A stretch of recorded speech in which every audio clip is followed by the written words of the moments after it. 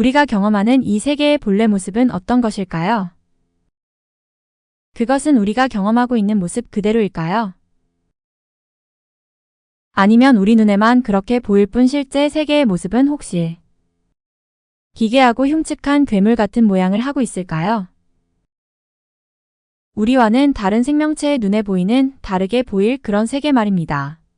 휴은 이런 물음조차 무의미하게 만들어버린 철학자입니다. 휴은 우리는 정신의 본질이 무엇인지 알 수 없으며 정신은 지각의 다발일 뿐이라고 주장합니다. 또한 세계는 정신이 자신의 본성에 따라서 지각한 바로 그것이라고 주장합니다. 물론 아무렇게 만들어냈다는 것은 아닙니다. 인간 본성이 갖고 있는 어떤 성향이 있는데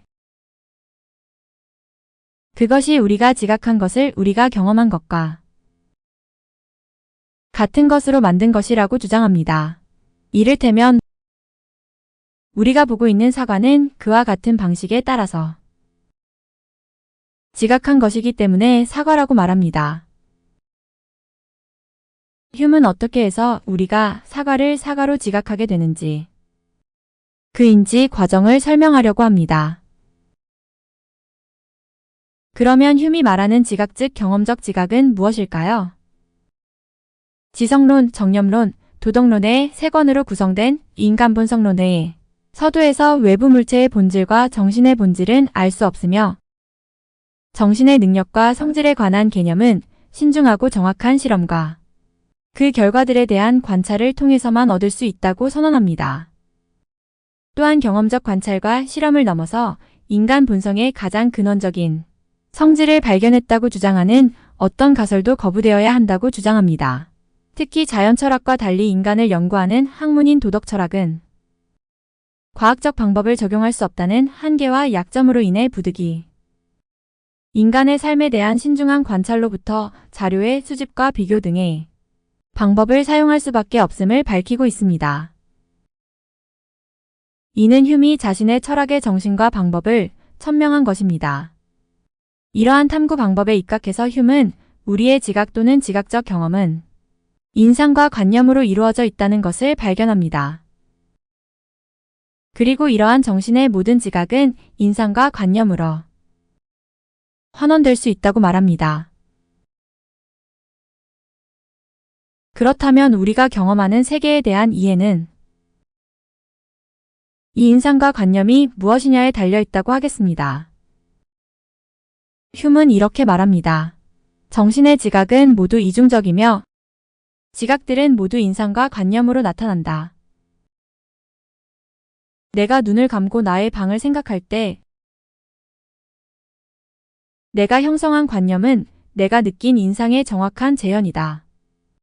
인상에서 발견되지 않는 것은 관념에도 없다고 말입니다. 이렇게 인상과 관념은 항상 서로 대응하며 또 유사합니다. 휴은 이것을 단순 인상은 모두 그 대응 관념을 갖는다는 규칙으로 일반화합니다. 그런데 인상과 관념은 단순 인상과 복합 인상, 그리고 단순 관념과 복합 관념으로 구분됩니다. 단순 인상은 더 이상 분리되지 않아서 분해할 수 없는 단일 인상을 말하며 복합 인상은 하나 이상의 단순 인상이 결합된 형태를 말합니다. 관념도 이와 동일한 방식으로 설명됩니다.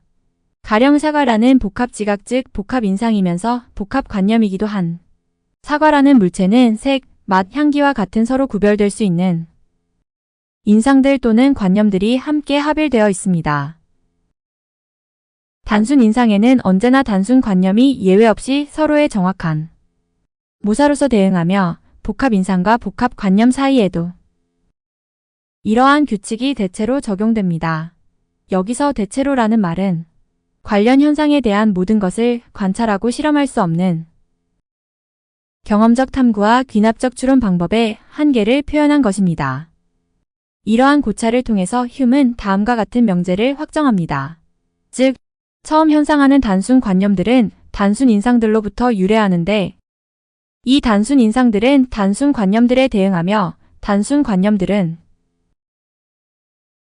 단순 인상들을 정확하게 재현한다. 흉에 의하면 이와 같은 인상과 관념은 대체로 지각들이 정신을 자극해서 사유 또는 의식에 들어오는 힘과 생동성의 정도에서만 차이가 있습니다. 관념의 원인인 인상이 생생한 지각이라면 관념은 인상의 희미한 심상 또는 인상의 반영이라 할 수 있습니다. 인상은 또 단순 인상과 반성 인상으로 구분될 수 있는데 단순 인상은 최고의 힘과 생동성을 가지고 정신에 들어오는 지각, 즉 사과의 빨강 성질과 같이 영혼에 최초로 나타나는 지각으로서 감각 인상이며 반면에 정념이나 욕구, 그리고 감정 등은 반성 인상입니다. 전체적으로 휴먼 인상을 분할 가능성의 면에서는 단순 인상과 복합 인상으로, 생동성의 면에서는 감각 인상과 반성 인상으로, 발생 순서의 면에서는 근원적 인상과 2차 인상으로 구분합니다. 특히 휴먼 감각 인상은 알려지지 않은 원인들로부터 최초로 영혼 안에 발생하는 것이라고 말합니다. 그리고 반성 인상은 단순 관념에서 기인하는데 처음의 인상 즉 감각 인상은 감관을 자극하고 이로부터 우리는 뜨거움, 차가움, 갈증, 배고픔, 어떤 종류의 기쁨, 고통 또는 다른 것을 지각하도록 합니다. 그러면 정신은 이 인상을 모사하는데 이러한 인상의 모사는 인상이 소멸된 뒤에도 남아있으며 이것이 바로 관념입니다. 그리고 이렇게 영혼에 들어온 기쁨 또는 고통의 관념들은 이에 대한 반성을 통해서 욕구와 혐오, 희망과 공포 등의 새로운 인상, 즉 반성 인상을 산출합니다.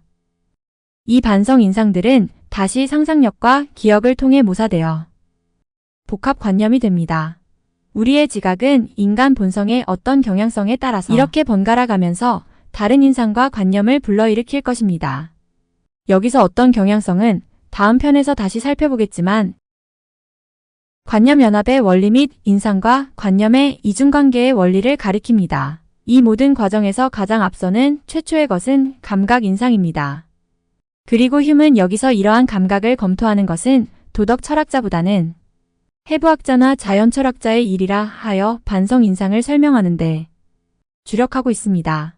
그러면서 정념, 욕구, 감정 등과 같은 반성 인상은 주로 관념에서 발생하기 때문에 순서상 인간 정신의 본성과 원리를 설명하기 위해서 관념에 대해서 먼저 고찰하게 됩니다. 그런데 인상과 관념, 정신과 지각의 관계와 관련해서 주목할 것은 휴미 최초의 인상과 관련해서 알려지지 않은 원인들로부터 최초로 영혼에 발생한 것을 감각 인상이라고 말한 대목입니다. 여기서 알려지지 않은 원인들이라는 표현은 휴미 세계의 실제에 대해서 어떤 생각을 갖고 있는지 엿볼 수 있게 해줍니다. 우리가 이 세계를 이해하고 또 알 수 있는 매개가 되는 것은 휴메에 의하면 경험 또는 지각 가능한 감각뿐입니다. 그런데 그와 같은 감각적 지각의 원인을 알 수 없다면 그것은 이미 우리가 이 세계의 실제에 대해서는 알 수 없다는 것을 당연시하고 있는 것으로 보입니다. 더욱이 감각적 지각의 주체라고 할 수 있는 정신이 어떤 존재인지 알 수 있는 유일한 방법도 인상과 관념 즉 정신이 지각한 것들 뿐입니다. 그러면 정신과 정신이 지각한 것은 어떤 관계가 있는 걸까요? 휴메의 설명을 쫓아가 볼까요? 모든 정신의 지각을 인상과 관념의 기초에서 또 그것으로 환원할 수 있다는 휴메의 철학의 근본 전제에 따르면 휴메에게 있어서 정신 혹은 정신의 원리가 무엇인지 알 수 있는 길은 지각뿐입니다. 달리 말하면 정신의 본질은 무엇인지 알 수 없지만 지각은 존재한다고 말할 수 있습니다. 이를 단순화하면 경험을 통해서 우리가 알 수 있는 것은 정신은 지각이고 지각은 정신이라는 것입니다. 그런데 만일 이것이 참이라면 정신의 지각은 지각의 지각이라는 말이 될 것입니다. 그럴 수 없다면 우리가 정신의 지각이라고 할 때 정신의 지위나 역할은 무엇일까요? 또 정신은 어떤 존재일까요? 순서상으로는 지각들이 정신을 자극한 것을 정신이 의식한 지각적 경험, 그것이 바로 지각일 것입니다. 하지만 감각 인상이 우리의 감관을 자극해서 생긴 것 자체는 지각이며 지각이 생기기 전에는 아무것도 없었다고, 즉 정신도 존재하지 않았다고 해야 합니다. 만일 있다면 앞서 존재하는 것은 신체와 감각기관이라고 해야 할 것입니다. 흉이 말하려고 한 것도 이것이었다고 생각됩니다. 이쯤에서 흉은 뭐라고 말하는지 직접 들어봐야 할 것 같습니다. 흉은 이렇게 말합니다. 우리는 어떤 인상이 정신에 현존했을 때 그 인상이 다시 관념으로 정신에 현상하는 것을 경험적으로 발견한다. 그 말입니다.